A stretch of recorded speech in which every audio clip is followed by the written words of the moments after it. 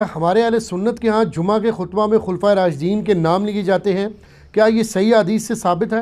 Please یہ بھی بتا دیں کہ ہمارے نبی صلی اللہ علیہ وسلم کے جمعہ کا خطبہ کیا ہوتا تھا اور اس میں کیا پڑھا جاتا تھا؟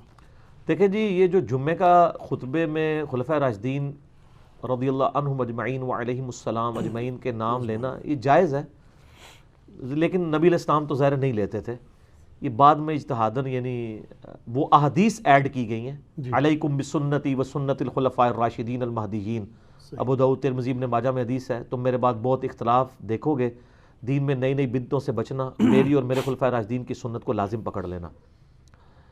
لیکن ظاہر ہے کہ یہ پھر اہل سنت کو پھکی تو ملتی ہے نا، جب وہ یہ شیعہ سے کہتے ہیں علی ولی اللہ کہاں سے لگا لیا تم نے کلمے میں، تو وہ کہتے ہیں نہیں جی، کلمہ تو لا الہ الا اللہ محمد رسول اللہ، یہ علی ولی اللہ تو ہماری نشانی ہے، ہم نے ایک سلوگن کے طور پہ اڈاپٹ کیا ہے۔ تو پھر وہ کہتے ہیں اچھا ہم نے یہ سلوگن کے طور پہ اڈاپٹ کیا تو تم نے بھی تو ذان کے ساتھ درود اڈاپٹ کیا ہوا ہے، اور جمعے کے خطبے میں خلفائے راشدین کے نام لیتے ہو، یہ کہاں سے ثابت ہے؟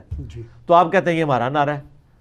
اب یہ نعرہ تحقیق حق چار یار یا خلافت راشدہ حق چار یار، یہ کوئی صحابہ نے تو نہیں نعرہ لگایا، ٹھیک ہے نا، یہ اجتہاد نہیں ہے نا۔ تو سر جب دوسرے بھی کوئی اجتہاد کر رہے ہیں اور آپ بھی اجتہاد کر رہے ہیں تو لک وشکاری ہے، یعنی کمر درمیان میں رہے گی، ٹانگیں ادھر کر لیں اور سر اس طرف کر لیں، یا سر اس طرف کر لیں، ٹانگیں اس طرف کر لیں، کمر درمیان میں رہے گی، دونوں طرف یہ چیزیں ٹالریٹ کریں ایک دوسرے کو۔ کلمہ شیعہ کے ہاں بھی وہی ہے جو ہمارے ہاں پایا جاتا ہے، باقی یہ جو چیزیں ایڈ کی ہوئی ہیں سلوگن کے طور کے اوپر، ہم ان کے اوپر بدعت کا فتویٰ نہیں لگاتے، لیکن ہم تو ان چیزوں کو اوائڈ کرتے ہیں۔ نبی علیہ السلام کا اپنا خطبہ صحیح مسلم کے اندر موجود ہے، جابر بن عبداللہ کہتے ہیں، اور یہ حدیث امام باقر علیہ السلام نے روایت کی ہے جابر بن عبداللہ سے، اور امام باقر سے بیان کی ہے امام جعفر صادق نے، 2005 نمبر ہے صحیح مسلم میں، کہ نبی علیہ السلام جب بھی خطبے کے لیے کھڑے ہوتے تو آپ صلی اللہ علیہ وآلہ وسلم فرماتے کہ میں اور قیامت اس طرح ساتھ بھیجے گئے ہیں جیسے یہ دو انگلیاں، درمیان والی اور شہادت کی انگلی جوڑ کے، کیونکہ آپ علیہ السلام کے بعد تو اب صرف قیامت ہی آنی ہے۔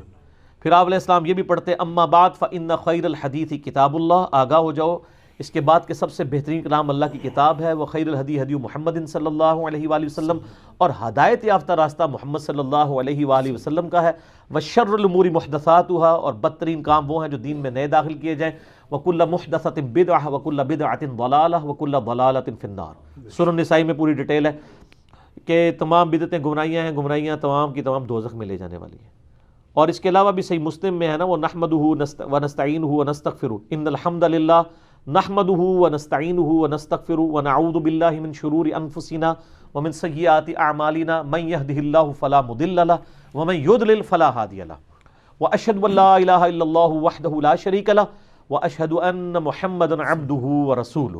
بلکہ صحیح مسلم میں حدیث ہے جس خطبے میں شہادت نہ پڑھی جائے وہ ناقص ہے، شہادت یہ والی، اشہد ان لا الہ الا اللہ وحدہ لا شریک لہ واشہد ان محمدا عبدہ ورسولہ۔ تو اس کے علاوہ آپ صلی اللہ علیہ وآلہ وسلم سورہ نساء کی پہلی آیت تلاوت کیا کرتے تھے، یا ایھا الناس اتقوا ربکم الذی خلقکم من نفس واحدہ۔ اس کے علاوہ اور آیات بھی آتی ہیں، سورۃ الاحزاب کی آیات بھی آتی ہیں، ترمذی میں وہ روایت کمزور ہے لیکن مسلم شریف میں ایک ہے سورۃ الحشر کی آیات بھی آپ کچھ تلاوت کیا کرتے تھے کہ اے ایمان والو اللہ کا تقوی اختیار کرو اور ہر جان دیکھے کہ اس نے مستقبل کے لیے قیامت کے دن کے لیے کیا بھیجا ہے آگے، یہ والی آیت تلاوت کرتے تھے۔ اور سر اس سے بڑھ کر نبی علیہ السلام کی تقریر کیا ہوتی تھی وہ زیادہ امپورٹنٹ ہے نا، وہ صحیح مسلم میں موجود ہے کہ نبی علیہ السلام جمعے کے 2 خطبے ہوتے تھے اور دونوں کے درمیان تھوڑی دیر بیٹھتے تھے اور دونوں خطبے کھڑے ہو کے دیتے تھے اور اس میں لوگوں کو واعظ و نصیحت کرتے تھے اور قرآن سناتے تھے سر۔ اور مسلم شریف میں حدیث ہے کہ نبی علیہ السلام کے ہر جمعے کے خطبے میں سورہ قاف ہوتی تھی، سورت نمبر 50، سورۃ الکہف ہے نا، 15ویں سے شروع ہو کے 16ویں میں، یہ 26ویں پارے میں چھوٹی سی سورہ قاف جس میں میرا مسئلہ نمبر 59 ہے، منکرین خدا کو دلائل کے ذریعے دعوت، تو وہ صورت آپ صلی اللہ علیہ وآلہ وسلم، اور یہ یقین کریں بڑی پرفیکٹ ہے فکر آخرت کے اعتبار سے، وہ صورت آپ پڑھتے تھے۔ پھر صحیح مسلم میں حدیث ہے کہ انسان کے فقیہ ہونے کی نشانی یہ ہے کہ اس کی نماز جمعے کی لمبی ہو اور خطبہ مختصر ہو، اور پھر اس کے آگے الفاظ ہیں کہ بعض خطبے تو جادو کا سا اثر رکھتے ہیں، سحر کا سا۔ یہاں کیا ہوتا ہے الٹ، نماز چھوٹی، صرف اہل حدیث ہیں جو صحیح نماز پڑھ رہے ہوتے ہیں، باقی تو مغرور لا رہے ہوتے ہیں، وہ چھوٹی کیوں پڑھاتے ہیں، تقریر اتنی لمبی کر چکے ہوتے ہیں کہ انہوں نے ڈر لگا ہوتا ہے کہ یار جلدی فارغ کریے۔ سر 1:30 بجے جمعے کا ٹائم ہے تو 1:30 بجے مولوی جو ہے نا وہ تھوڑا سا گرم ہونا شروع ہوتا ہے اور جا کے 1:50 کے اوپر جا کے جماعت کھڑی کرتا ہے تو جماعت میں اس کو پھر ٹینشن پڑی ہوتی ہے، میں پہلے ہی 20 منٹ لیٹ ہوں، نماز کا رگڑا نکال دیتا ہے وہ. حالانکہ میں نے تقریباً 1.5 سال ایک بریلویوں کی مسجد میں جمعہ پڑھایا اس زمانے میں، 2000 کے اندر بات ہے، 2000 سے لے کے 2001 تک. میری یعنی نماز جمعے کا ٹائم 1:30 بجے تھا، میں 1:20 کے اوپر تقریر ختم کر دیتا تھا سنتوں کے وقفے کے لیے نا. اور جب تقریر ختم کرتا تھا تو اس کے بعد ظاہر ہے وہ حنفی طریقے سے ہی اس وقت پڑھتے تھے نا ہم، سنتوں کے وقفے بعد 1:25 پہ عربی خطبہ شروع کیا، اور بعض اوقات 1 منٹ انتظار کرنا پڑتا تھا کہ وہ پوری 1:30 ہوں تو جماعت کھڑی کرے. 31 تے 32 لی کہانی ختم نا، وہ کہانی ختم. ٹھیک ہو گیا. اس طرح آج ایک کلپ آ رہا ہے مارکیٹ وچ، وہ فرحان بھائی نے تیار کر لیا، وہ انشاءاللہ تعالی ان قریب لانچ ہونے والا ہے. وہ نا ہی نا ہے اور اسے نا 2 بار آئی ہے نا. وہ کلپ ہے نا مفتی صاحب نا. مفتی صاحب ہیں، انہوں نے تعریف کی حدیث کی، اور ظاہر ہے ان کا بھی قصور نہیں، ان کے بزرگوں نے تعریف کی ہے تو ہم نے اس کی تھوڑی سی انجینئرنگ کر دی ہے. تو وہ کلپ ہے نا والا. تو سر نا اس ٹائم بھی انتظار کرتے تھے پورے 1:30 ہو جماعت کھڑی ہو. اچھا 2 یا 3 جمعے ہی گزرے تھے سر، لوگ جو ہے نا 1 بجے مسجد میں آ جاتے تھے. تقریر خیر اس ٹائم بھی میری اسپیکنگ پاور تو تھی، کہانیاں بھی بڑے اچھے طریقے سے کرا لیتا تھا. اچھا اون بھی کرا لینا، لیکن اون کرا کے پھر انجینئرنگ کرنا، ادھر صرف کہانیاں ہی ہونی ہیں سر. حالانکہ انجینئرنگ میں نے کی ہوئی تھی اس وقت بھی. ٹھیک ہے. تو یہ مطلب انسان کو اس معاملے میں احتیاط کرنی چاہیے. یعنی علماء جو ہے وہ خام خواہ گھسیٹتے رہتے ہیں. تو قرآن پڑھ کے سنائیں، ایک طرف سے قرآن شروع کریں. ان لوگوں نے تو 12 تقریریں کتاب مارکیٹ سے خریدی ہوئی ہے، ہر 12 جمعے کے بعد وہ ریپیٹ ہو جاتی ہے. ٹھیک ہے. اس کی بجائے کیا کریں، قرآن ترجمے والا لے لیں اپنے فرقے کا. بریلوی ہیں تو احمد بریلوی صاحب کا لے لیں، دیوبندی ہیں تو اشرف تھانوی صاحب کا لے لیں، اہل حدیث ہیں جونا گڑھی صاحب کا لے لیں، اہل تشیع ہیں تو سید فرمان علی شاہ صاحب کا لے لیں. سر 2-3 صفحے ہی پڑھ کے بتا دینا قرآن کے، تو ان کو وہ بیچارے پریشان ہوئے ہوتے ہیں، بیچارے نئے خطیب نا جی، وہ پھر جمعہ آ گیا ان کے لیے تقریر کریے. کیونکہ لوگ بھی سن کے کوئی نواں موضوع کرنا ہے. اب تو لوگ ایجوکیٹ ہو چکے ہیں اور یوٹیوب کی وجہ سے، اور لوگوں کو یہ شعر بھی پتا ہے کہ نام ہے وابی، نام ہے بابی، میں ہوں مسلم علمی کتابی. کئی لوگ تو اب کہتے ہیں سر جمعہ پڑھنے کا مزہ ہی نہیں آتا، ہر چیز ہی کہانی لگتی ہے. وہ ہے ہی وہ پہلے بھی کہانی سی، لیکن چونکہ تمہیں وہ پتہ نہیں سی کہ کہانی ہے. ٹھیک ہے. تو وہ بڑی مشکل سے لوگ سنتے ہیں. تو اب طریقہ یہ ہے کہ سر آپ کہانی کے بجائے ان کو کہ سر قرآن ترجمے سے شروع کر لیں. یار قرآن پاک اتنی موٹی کتاب ہے کہ یہ ان کو کئی سال چاہیے ختم کرنے کے لیے. آلموسٹ جو عام یہ نارمل قرآن ہے، آپ یہ دیکھیں یہ آلموسٹ 600 صفحوں کا ہے. تو اگر یہ ہر جمعے کے خطبے میں صرف 2 صفحے بھی پڑھیں، ٹھیک ہے، تو سال میں کتنے جمعے آئیں گے؟ 52.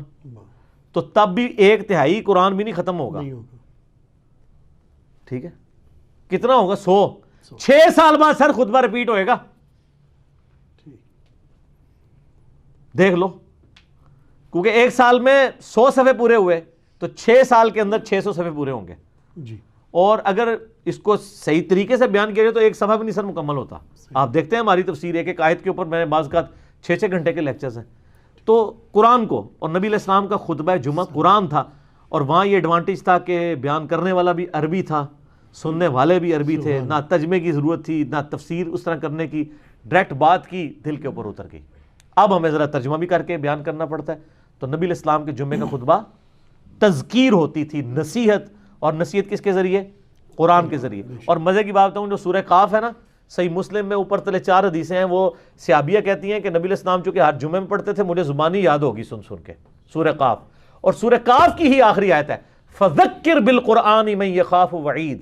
اے نبی قرآن کے ذریعے نصیحت کیا کریں ان لوگوں کو جو اللہ کی دھمکی سے ڈرتے ہیں. تو نبی علیہ السلام پھر وہ نصیحت اسی صورت سے ہی کر دیتے تھے.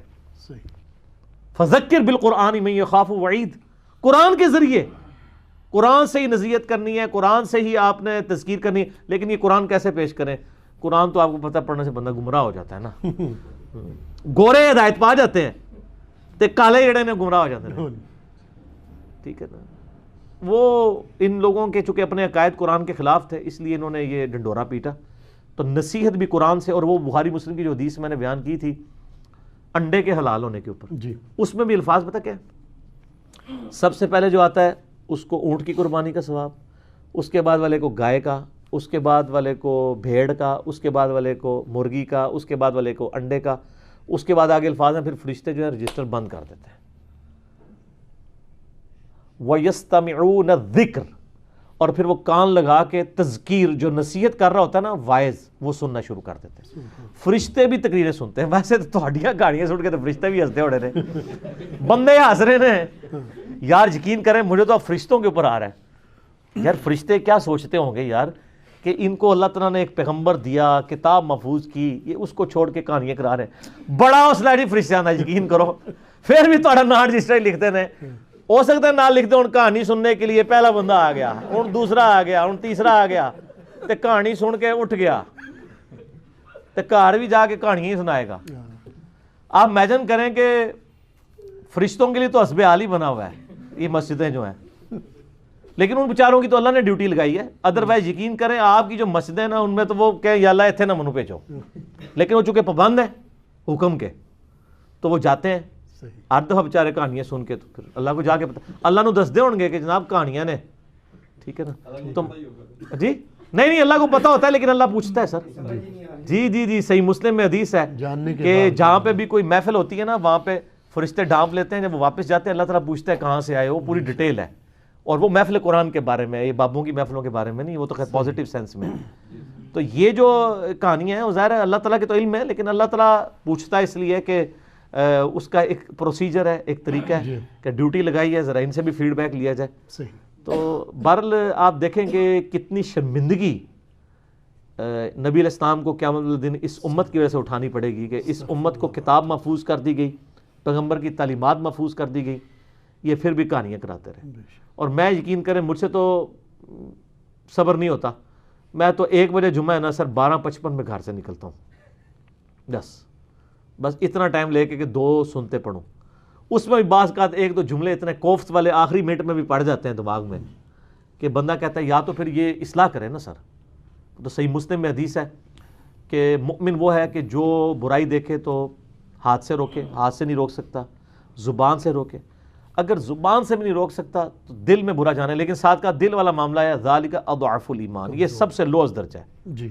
تو ہم تو ہیں بھائی حسینی، ٹھیک ہے نا جی، تو ہم تو کہتے ہیں بھی اس کو کم از کم زبان سے روکیں گے، اور ہم تو زبان سے بھی کسی کو روکیں تو یہ ڈر لگتا ہے کہ وہ ضد میں نہ آ جائے، تو اس لیے پھر بہتر ہے کہ نہ سنیں اور نہ وہ کرنا پڑے۔ میں کسی کو یہ مشورہ نہیں دیتا، آپ لوگ سنیں اور لوگوں کو بتائیں، آپ کے اصلاح کرنے سے کوئی برا نہیں منائے گا، میرے ذرا کرنے سے ذرا، میں آپ کو پتہ ہے نا پھر ایک جو ہے وہ بریکٹ والا مشہور ہو چکا ہوں انورٹڈ کامز میں، تو اس لیے میرے لیے تو مشکل ہو جاتا ہے۔ تو میں جو ادھیڑ عمر کے جو بزرگ ہیں نا ان سے ریکویسٹ کر کے نا تو اپنی معروضات پہنچاتا رہتا ہوں خطبات تک کہ یہ جو کہانی کرائی تھی ان کو بتائیں کہ یہ کہاں لکھی ہوئی ہے، کیونکہ جو سفید داڑھی والے ہیں ان کے ساتھ کم از کم مولوی بدتمیزی نہیں کرتے، سن لیتے ہیں، بات مان بھی لیتے ہیں۔ ہم لوگ بات کریں تو وہ برا مان جاتے ہیں، میں تو ویسے ہی کرنے جوگا نہیں ہوں، اور آپ لوگ بھی، آپ میں سے بھی اکثر وہ کوئی بات کرے وہ کہتے ہیں پتہ لگے کہڑے اسٹیشن تو بول رہے ہیں، ٹھیک ہے جی۔